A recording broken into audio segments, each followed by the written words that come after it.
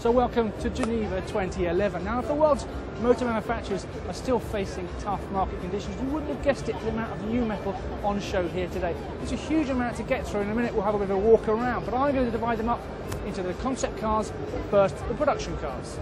Starting at the top with the supercars, we've got a new Pagani, a new Koenigsegg and a new Gumpert. And of course, it's our first chance to see Ferrari's Shock four-wheel drive estate car, the FF, in the metal. This is probably the first time on a motor show stand there's been more interest in the luggage compartment of a new Ferrari than the engine. But actually, if anything, Ferrari's been upstaged here at Geneva by local rivals Lamborghini. You see what I mean? Lamborghini unveiled the Aventador several hours ago, and there's still a huge throng of people around the car. We've all heard the details of its high-tech carbon fibre chassis and its brand new V12 engine, but this is our first chance to see the car in the metal, or actually the carbon fibre. What do we reckon? Well, for me, maybe the shape is a little bit too reminiscent of the Murcielago, but in some of the detail, it just is fantastic. Let's go and have a closer look. Well, the first thing to say is I reckon if you've got a Gallardo, don't come and sit in this car, because this feels much more spectacular, much greater sense of occasion. It feels like a proper Lambo in here.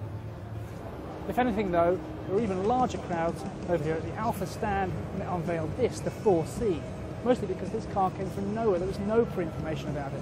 The facts are, it's a rear-wheel drive, mid-engine sports car, about 850 kilos, over 200 horsepower. They are going to put it into production. It's going to be about 45,000 euros. I think they're going to sell out in minutes. Over at the Gaydon Outpost, both Aston Martin and Jag have got hotter versions of existing coupes. The awkward news for Aston, though, is that Jag's new XKRS is not only 50 grand cheaper than the Virage behind me, it's also more powerful. I think we can safely say this is in no way an old man Jag. I've got the spec sheet here. Engine, about 540 brake horsepower, revised suspensions lower, stiffer, revised aero to reduce lift. 0 to 100 time, about 8 seconds. We need to get a go in this pronto. But of course, it's not all about sports cars at Geneva this year. Ford has unveiled its new B-Max, a Fiesta-sized MPV, notable for its sliding doors and absence of B-pillars. And, not to be left out, Vauxhall has got a new Severa. Elsewhere, Mercedes is showing its new C-Class coupe, but much more interestingly, Morgan have got a new car. Although strictly speaking, it's not a car, it's a three-wheeler. What we've got here is a V-twin engine, 115 horsepower, about 500 kilos, and a price of about 30 grand. I think it's a real breath of fresh air. So if we move on from the cars you can actually buy and look at some of the concepts in the show, starting with this, the Mini Rocket Man.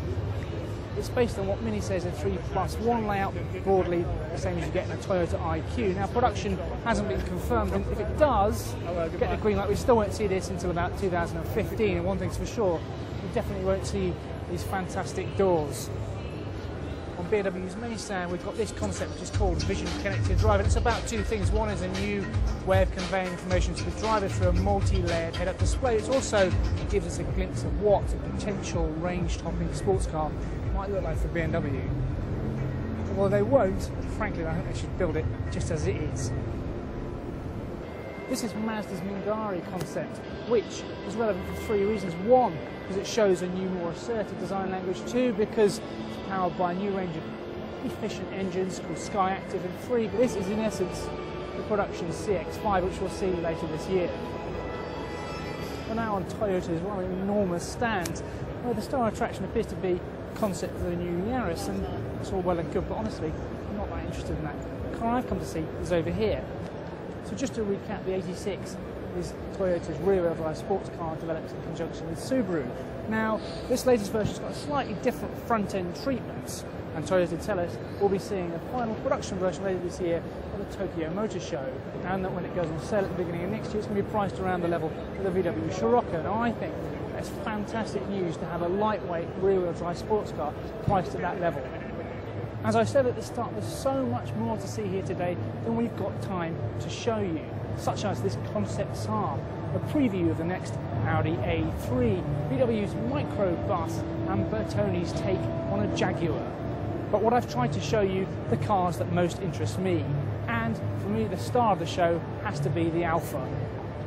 Full information on many of the cars we've seen today is contained in this week's issue of Autocar, a special edition to celebrate our 5,000th road test, which happens to be the car behind me, the Bugatti Veyron Super Sport. This special edition will be on sale for 4 weeks, or alternatively you can download a digital version from the address below.